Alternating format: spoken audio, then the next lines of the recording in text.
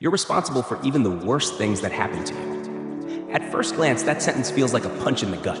Unfair, harsh, maybe even cruel. How could anyone say such a thing to someone who's been hurt, betrayed, or abused?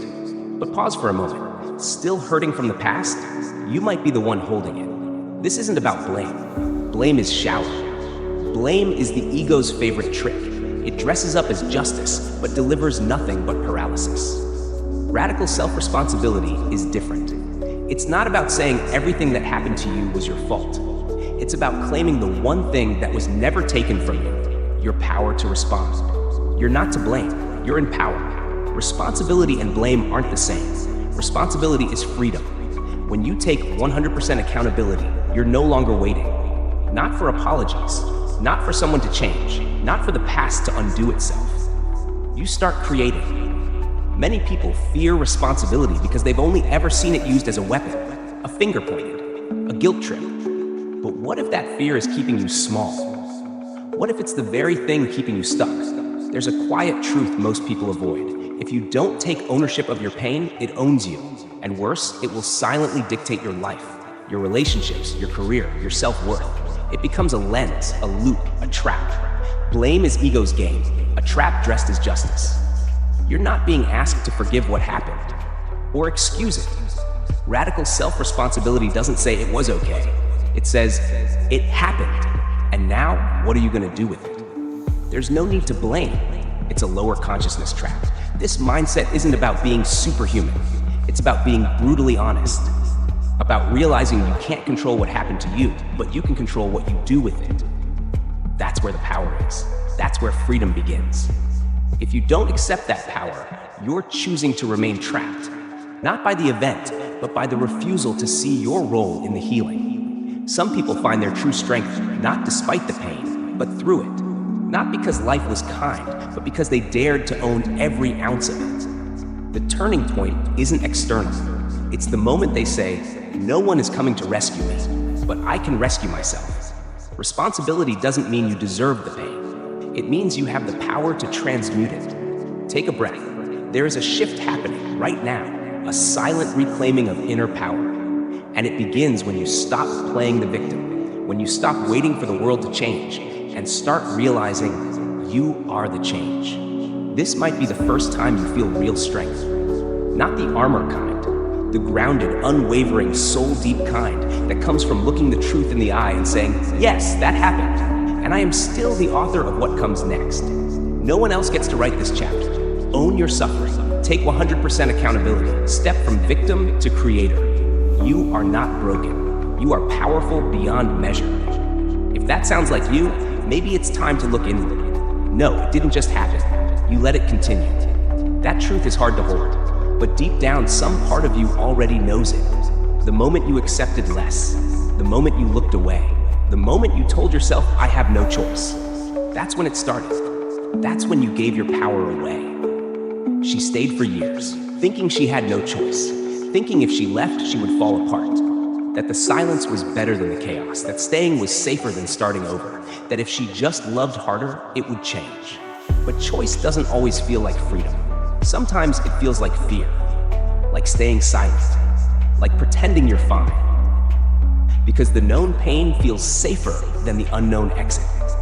There's always a door, even if you can't see it yet, even if it feels locked, even if you were told you don't deserve it. That door exists because you exist, and you are worthy of more than survival. How do you keep yourself stuck with stories, with justifications, with the slow erosion of your voice, with a life that fits like a too tight shirt, but you wear it anyway because it's all you've known? It didn't just happen. You allowed it, one quiet compromise at a time, one red flag ignored, one hope clung to, one fear too loud to face, one part of yourself silenced day by day. Staying is also a choice, one you make daily, not out loud, but in the 1,000 quiet ways you do abandon yourself. Every time you say it's fine when it's not, every time you shrink, every time you settle. And here's the uncomfortable part. If you chose to stay, you can choose to leave. If you walked in, you can walk out. The pain is real, but the prison? That part you helped build, and you're the only one who can unlock it. You can leave, right now. Not when it gets worse, not when someone finally understands, not when it's convenient, now. Radical self-responsibility doesn't say you caused the pain. It says you're done surrendering to it, done using it to justify staying small. You take 100% accountability, not because you're guilty, but because you're free. Still hurting? You're not broken, but you are accountable. And that accountability is the beginning of healing. You can own your story without letting it own you. Emotional spiral? It starts with pain, then suppression, then resentment, then collapse. You keep going to prove you can, but inside, you're screaming for relief. And that scream is sacred. It's the beginning of your return. You were never as powerless as you believed. The turning point? It's not loud, it's quiet. It sounds like enough. The abused woman, the overworked husband, the silenced child. Each of them had a moment when staying was no longer an option. Not because someone saved them, but because they decided to save themselves. She stayed, but not forever. She chose to stop playing the victim, to step from victim to creator, to take ownership of her pain. She realized the only permission she ever needed was her own. She stopped waiting. That's healing, not pretending it didn't hurt, but refusing to let the hurt define what comes next. It's a daily decision, a quiet commitment to not abandon yourself again. The stories we tell ourselves, I can't, I have no choice. It's not that bad. Those are the chains, and your silence is the lock. But there is another story. It starts with, I can leave right now. You don't have to wait for clarity. You gain clarity by walking. You don't need a map, you need a step, one, then another. You need to breathe, to cry, to rage, and still move forward. Healing doesn't begin when the pain stops. It begins when you stop avoiding the truth, when you face it and still choose to rise, when you choose to live differently, own your suffering, stop playing the victim, take 100% accountability, step into radical self-responsibility, take ownership of your pain. Choose yourself, even if you have to do it shaking. And if no one is coming, let that be the moment you come back to yourself. Because you always could, and now you will. There's nothing wrong with you. That belief, that something is broken, damaged, unfixable, it's a lie, planted in you by people who didn't understand your light, reinforced by experiences that tried to dim you. But you are not the problem. You never were. The world just never gave you the mirror you needed. You adapted. You survived. You became what you needed to become. The walls, the silence, the distance, the fight, those were your strategies. And they worked, because you're still here. They say you're too much, too emotional, too intense, too sensitive. But they never saw what you were surviving. They never lived your storms. They never stayed awake in your mind. No one sees the strength it takes to feel everything and still show up. To love after betrayal, to speak after silence, to hope after disappointment. You did all that. You're still doing it. You're not too much. You are exactly what this world needs. Your trauma doesn't make you weak, it makes you real. Your sensitivity isn't a flaw, it's a compass. Your pain isn't a weight, it's a gateway. You didn't break, you adapted, you rose. You built walls not to keep people out, but to keep yourself safe. You learned to numb, not because you don't care, but because you cared too much. You pulled away not to punish others, but to protect yourself. Every behavior had a purpose, and that purpose was survival. But survival isn't the goal anymore. You're not here to survive. You're here to live, to laugh fully, to cry honestly, to love without shrinking, to take up space and stop apologizing for it. It's okay to feel, to want, to desire more, to say, I deserve peace, I deserve joy, I deserve to feel safe in my own body, in my own home, in my own life. That's not selfish, that's sacred. You've done the work, you've faced the mirror, you've sat in silence when everything in you wanted to run. You've shown up on days when even breathing felt like labor. That's courage. Courage isn't loud. It's not the roar. It's the whisper. I will try again tomorrow. Your journey doesn't have to look like anyone else's. Healing isn't linear. Progress isn't always visible. Some days, winning looks like getting out of bed. Some days, it looks like choosing not to spiral. Every small step is a victory. You are healing, even when it doesn't feel like it. Even when you're still crying, even when the past echoes.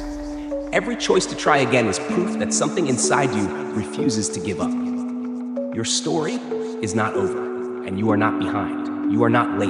You are right on time for your own life. The only timeline that matters is yours. You are worthy, not because of what you achieve, not because of what you endure, but because you exist. You were born worthy. You never had to earn it. You are allowed to want more. You are allowed to rest. You are allowed to outgrow people, places, and patterns. You are allowed to change. You are allowed to dream bigger. And you are not alone. There are others walking this same road, quietly healing, quietly growing, quietly refusing to let the past define the future. People just like you, learning to rise again. Your pain will not be your legacy. Your healing will be. So take up space, speak louder, love deeper, choose joy, say no, walk away, start again, be bold, be soft, be all of you. Because you can, because you always could, and now you will. You are not broken, you are becoming. And this, right now, is the moment you rise. Own your suffering. Take 100% accountability. Step from victim to creator. Take ownership of your pain. You are powerful beyond measure. If you're still breathing, you still have time. The story isn't over. In fact, it's just beginning. Write it with courage. Write it with truth. Write it with power, because it belongs to you. You're not broken. You're awakening. At Mindset Mastery Hub, we believe the most powerful stories begin the moment you stop waiting to be saved and start saving yourself. That quiet shift is where your transformation begins. You've been through pain that could have ended you, but it didn't. You're still here, still breathing, still questioning. That means something. It means you are more than what hurt you. The truth? You didn't simply find yourself in the middle of a storm. You lived inside it. You learned to call chaos home, to normalize discomfort, to adapt so well that even suffering felt safe. But now, something has changed. You've started listening to the voice you buried. The voice that says, I want more. I deserve peace. I refuse to stay stuck. You let it continue, not because you were weak, but because you were surviving. You coped, you adapted, you shrank. But now, you remember your power. You see the truth. The same mind that held you captive can set you free. You don't need permission. You don't need closure. You need only the decision to begin again. You start by choosing to believe something radical. I am not broken. I am becoming. You stop waiting for someone to choose you. You choose yourself. You take radical accountability, not because everything was your fault, but because this life is yours to claim. This is the hard, quiet work. Saying no, grieving the fantasy, leaving what drains you, honoring your truth, even when no one else understands it, starting again. It's not glamorous. No one celebrates when you cut ties with familiar pain. But every silent act of self-honoring becomes a brick in the foundation of your new life. You were never too emotional, too intense, too much. You were just surrounded by people who weren't ready for your depth. So you hid it. You made yourself smaller, quieter, more manageable. But you don't have to anymore. Every scar is proof of your survival. Every tear was your body releasing what it could no longer carry. Every breakdown was a breakthrough in disguise. At Mindset Mastery Hub, we believe healing is not about erasing the past. It's about rewriting your future. You are not what happened to you. You are what you choose to become next. This is the moment you stop playing victim and step fully into your role as creator. You take what was meant to bury you and build something sacred from the rubble. You rest, you breathe, you weep, and still you rise. Because healing isn't loud, it's a commitment to feel, to choose, to keep beginning again. You say, I am not behind, I am right on time. I am not powerless, I am ready. I am not broken, I am awakening. This is your rebirth, not because the pain disappeared, but because you decided to stop pretending. You finally see yourself. Not as what they labeled you, but as who you truly are, worthy, capable, deserving. You stop explaining, you start embodying. You set boundaries that protect your peace. You walk away from what numbs your truth. You give yourself what the world refused to: validation, permission, grace. You begin listening to your body, trusting your instincts, noticing what drains you and choosing differently. You no longer abandon yourself to be accepted. You unlearn shame, you release guilt. You embrace the softness that was always your strength. You build relationships rooted in truth, not fear. You speak without shrinking. You rest without apology. You take up space because you know now you belong. You practice patience. You allow the process to unfold. Healing is not linear, and your progress is not a race. Some days will feel like steps backward. That's okay. What matters is that you return to yourself again and again. You nurture hope in quiet ways: a walk, a journal entry, a deep breath. You celebrate small wins. You forgive slow growth. You honor the path. You surround yourself with people who reflect your wholeness, who see you not as a project, but as a person, who hold space, not judgment. And when the world asks what changed, you won't point to a miracle. You'll say, I did, because I took ownership, because I remembered my power, because I decided I was done waiting. That's where healing begins. Not in waiting, not in hoping, but in choosing right now. You, unapologetic, awake,